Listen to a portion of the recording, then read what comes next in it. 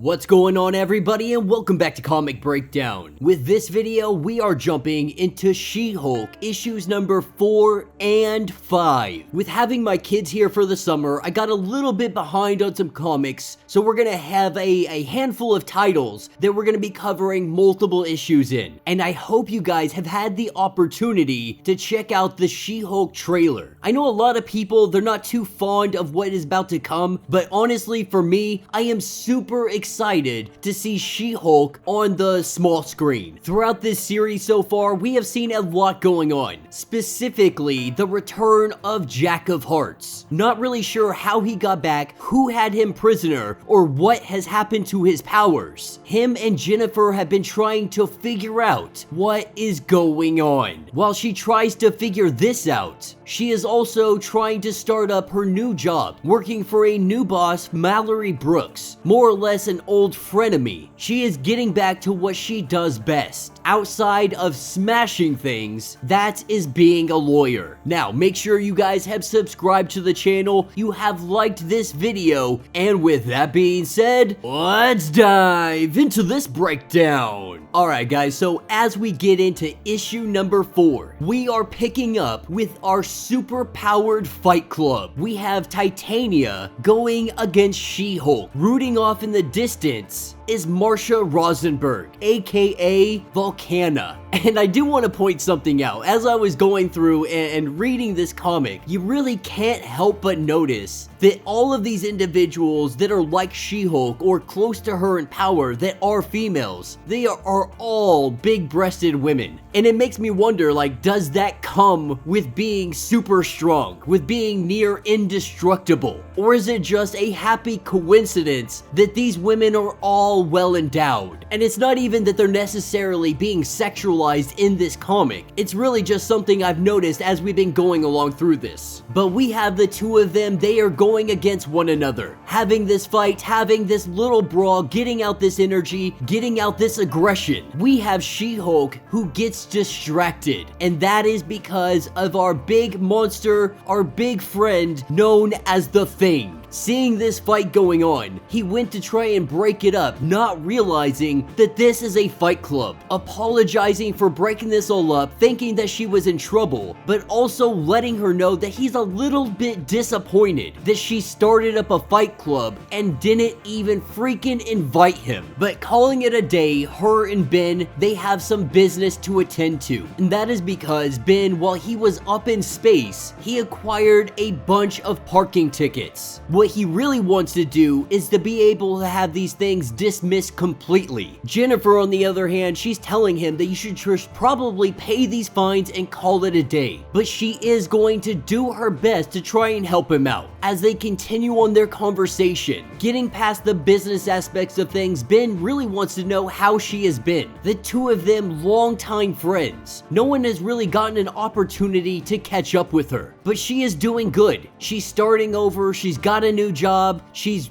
hanging out with Jack of Hearts. But the thing is, nobody knows that Jack of Hearts has returned. I'm still very curious on how all of this fits into everything that happened with the Fantastic Four during the Reckoning War, because Jack of Hearts was there for that fight. I'm gonna assume that this is all taking place prior to the Reckoning War. But with Jennifer heading off and getting to her office, as soon as she gets inside, she finds a whole slew of powered individuals waiting for representation. She quickly shuffles all of them into her office, letting them know that her boss does not want to represent super-powered individuals. And while they call her a bigot and all of these other kind of things, Jennifer lets it know, like, I really don't care. Like, at the end of the day, I have a job, and I'm trying to keep my job. But she is still willing to take all of their cases. They just need a little bit of discretion. And while they say they can be discreet, every single one of them are here in costume. From Moon Knight to Mr. Fantastic to Sam Wilson. But all of them getting their reassurance that their cases are going to be handled.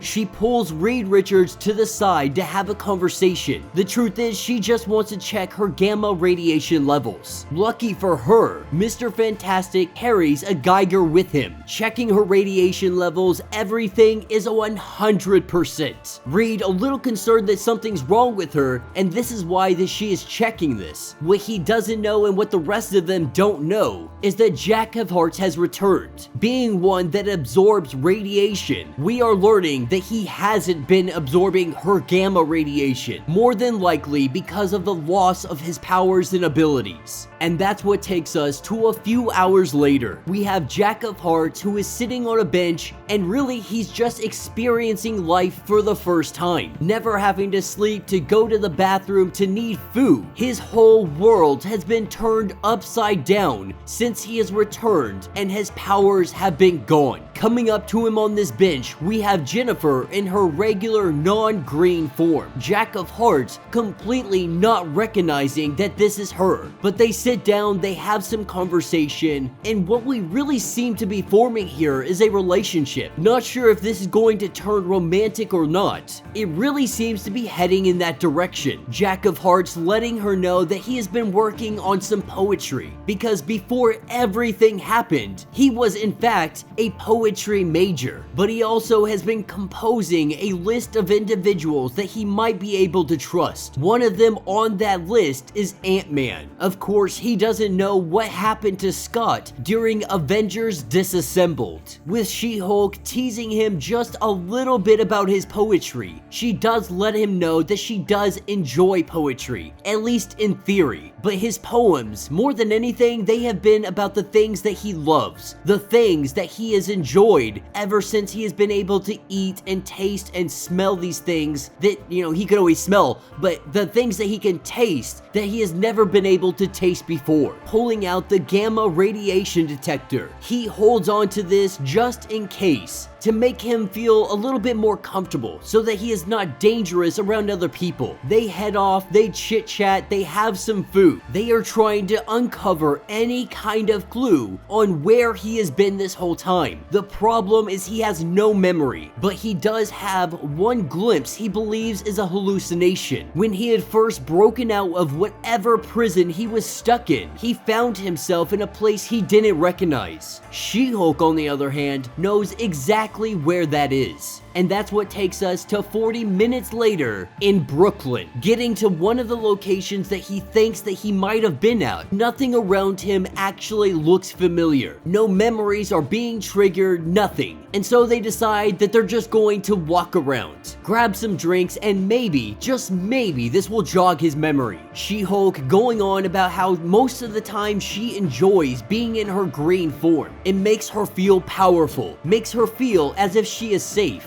But sometimes she likes to go unnoticed. Most people don't recognize her when she is in her regular Jennifer form. As the conversation continues on, we have Jack of Hearts discussing what they are going to do if they actually find the person that is responsible for taking his powers. Because the truth is, he is not even sure if he wants his powers back. For the first time in his life, he doesn't hurt people by being around them. He can taste things, he can sleep, he is experiencing life like he has never had the opportunity to prior to getting these abilities. While they have this discussion, they hear something charging at them. Someone screaming Jack's name, saying that they have finally found him. Immediately, Jennifer transforms into her She-Hulk form, and she gets ready to lay down some hate. And that is what takes us to She-Hulk issue number 5. Jumping right into this one, we see this huge, burly man just coming directly for them. Not really sure who this freaking guy is. He is dead set on taking down Jack of Hearts. She-Hulk warning that if he gets any closer, he is going to regret it. Shoving him, ensuring that he does not come closer. He tells her to get out of his way, and he backhands her. This sends She-Hulk freaking flying. Jack of Hearts trying to use his abilities, and while they are still technically there, he can't do anything. And so this burly man and She-Hulk, they take each other on. She tries to hold her ground, but at the end of the day, she is getting her butt freaking kicked. as Jack of Hearts tries to clear out all of the civilians, the two of them going blow for blow. This is when an individual shows up out of nowhere, a young small woman begging them not to hurt him. This woman's name is April, and this burly man, his name is Mark, letting Mark know that he is alright. She-Hulk is letting it be known that none of this is alright, because he just came out of left field and started attacking them. April saying that he didn't mean to. As they go to walk away, She-Hulk, she's really not satisfied with this excuse. April saying sorry yet again, but Mark believes that he is a playing card. Not really sure how that justifies this, but she says that Mark wouldn't hurt anybody. Now, She-Hulk definitely finds this unbelievable because they just had a brawl in the middle of broad daylight. What we are seeing is this guy, he seems to be a little bit slow. Not really sure if he's got a mental issue or what's going on with him. She-Hulk is letting them know that you can't just walk away. April saying that not every superhuman is as super as She-Hulk, to just let it be. And so they walk off, and She-Hulk thinking to herself, can we really just let them walk away after they attacked us? Because the truth is, they have been looking for clues for the Jack of Hearts kidnapper. As soon as they get down into Brooklyn, he gets attacked by this burly man named Mark, believing that this isn't just coincidence. Still, they let them go. She-Hulk not even sure who that is, believing that she knows every heavy hitter that is notable inside the city. This makes her think, who else do I not know about? But whoever that was, it very much reminded her of Bruce. The two of them cleaning up this mess, they head out and they go to dinner later that evening. As they sit down and they have this food, they are discussing when the Avengers do finally find out that Jack of Hearts has returned. She believes that it is inevitable for him to be found out, and that he needs to be ready for when that does happen. But Jack of Hearts, he believes that maybe he can go under the radar. Discovering the internet, he has learned how to do makeup tutorials, and so he believes that he can cover up his face. Not only that, he doesn't really have any powers anymore, so he could blend in with regular everyday people and no one would be the wiser, thinking that maybe he can even go back to Connecticut because he has a mansion there.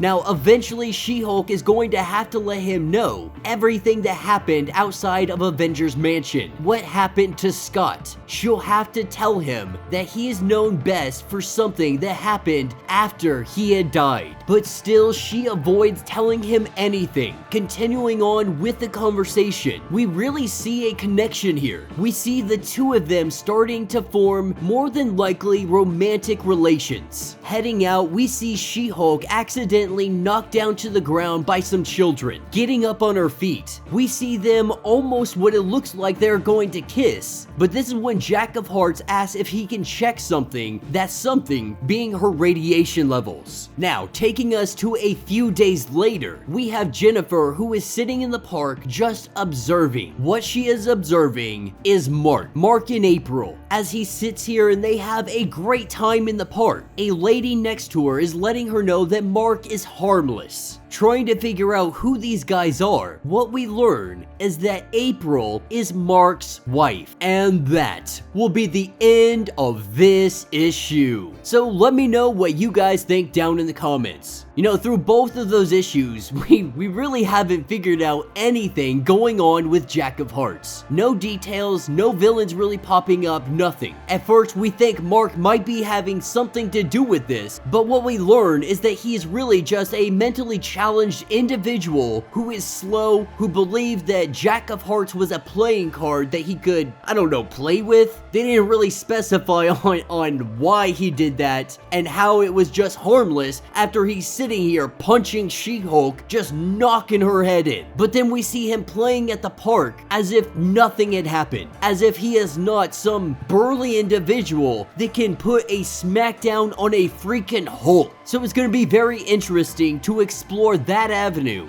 If anything, these last two issues have shown us the relationship that is truly forming between She-Hulk and Jack of Hearts. And I think it's something that both of them truly need right now. I don't know if it's going to be something that lasts forever, but She-Hulk starting over, being lonely, not really having too many close friends. Jack of Hearts starting over, not having too many close friends. Both of them in this giant city, both of them lonely. This is how literally every rom-com starts out.